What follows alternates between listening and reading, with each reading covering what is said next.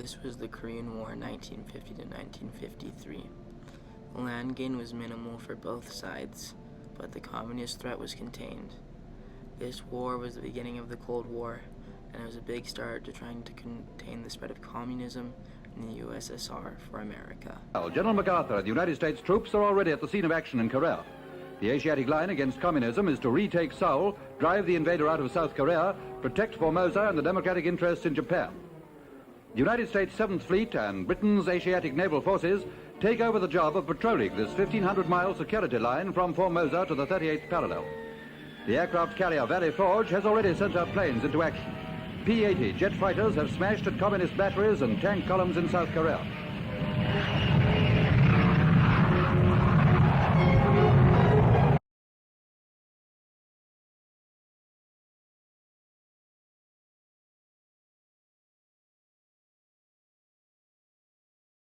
Change based on principle is progress.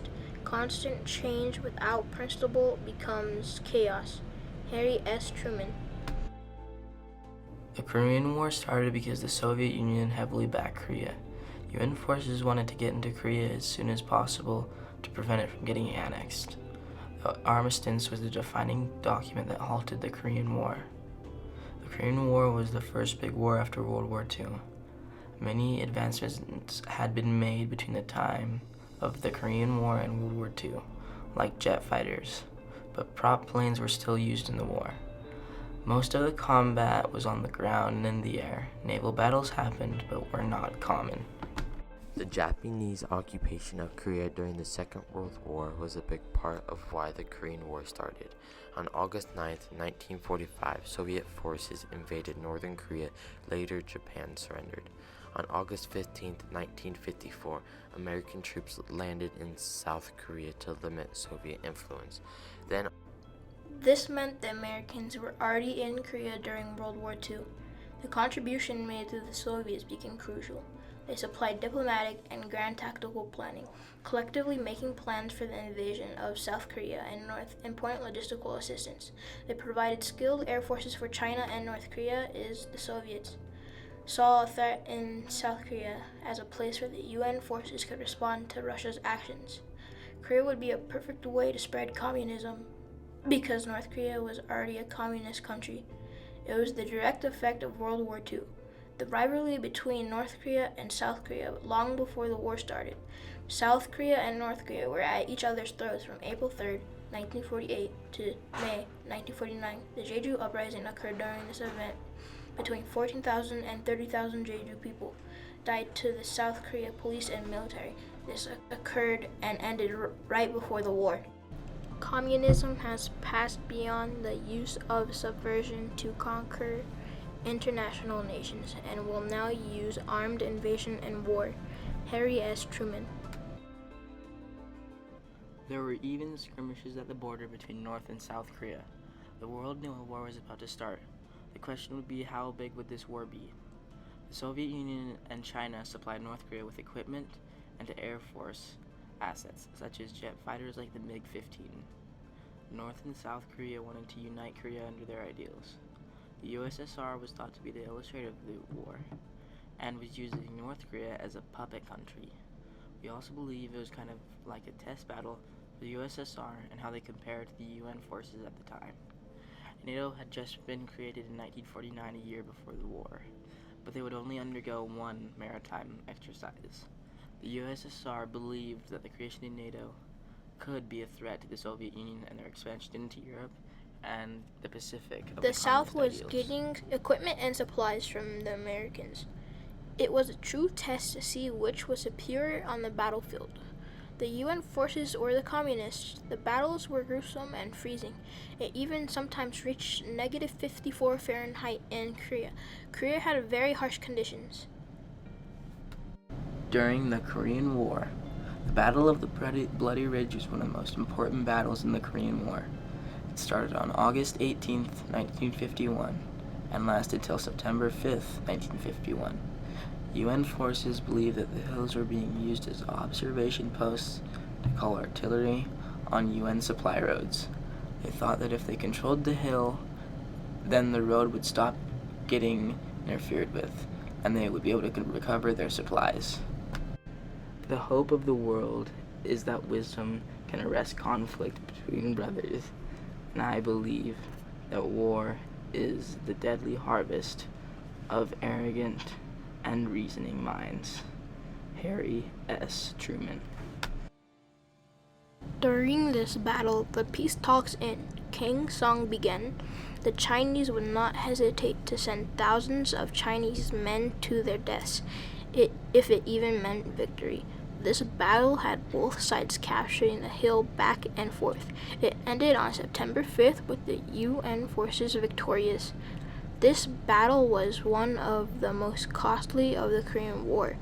Deaths during the battle numbered 8,000 for both sides. All of the battles of the Korean War were brutal and horrific, but this was one of the most costly battles. After the war, North and South Korea remained divided. The outcome of the Korean War made one of America's main directives to contain the spread of the Soviet influence and stopping communist regimes. It was like a tie for both sides of the war. There could have been a domino effect that could have spread to the Pacific and even deeper into Asia if the communist nations would have won. Korea's capital, Seoul. As in 1948, the country's first free elections are held after 35 years of Japanese rule. Called by the United States and supervised by the United Nations Committee, 90% of the electorate chose a democratic National Assembly. And in the northern sector, Russian troops leave the country after setting up a communist People's Republic. But now, using a well-worn plea, the Soviet-dominated North invade the South to protect themselves from aggression. Meanwhile, a hurried meeting in Japan brings U.S. Defense Secretary Johnson and General Bradley to Tokyo, where with General MacArthur, Commander-in-Chief, they discuss strategy for stemming the Red Flood before the East becomes a sea of communism, menacing world peace. Families were broken up by the war and lived on the opposite side of the border, unable to visit or even communicate with each other. The impact on the Korean War on civilian populations was especially dramatic. Korean civilian casualties were dead, wounded. The armistice formally re-established the division of Korea in March 1953. A formal peace treaty was never signed. Over 1 million Koreans and 54,000 Americans were killed in conflict, plus thousands who died as prisoners of war. House of Republican leader Martin MacArthur expresses his frustrations with the limited war America was fighting against the communists. Missing totaled between 3 and 4 million during the years of 1950 through 1953. In other UN countries, the debate itself is the Korean War, and diplomacy is the armistice which halted the war. This war has not ended to this day because of the peace treaties were never signed. Neither side won this forgotten and bloody war.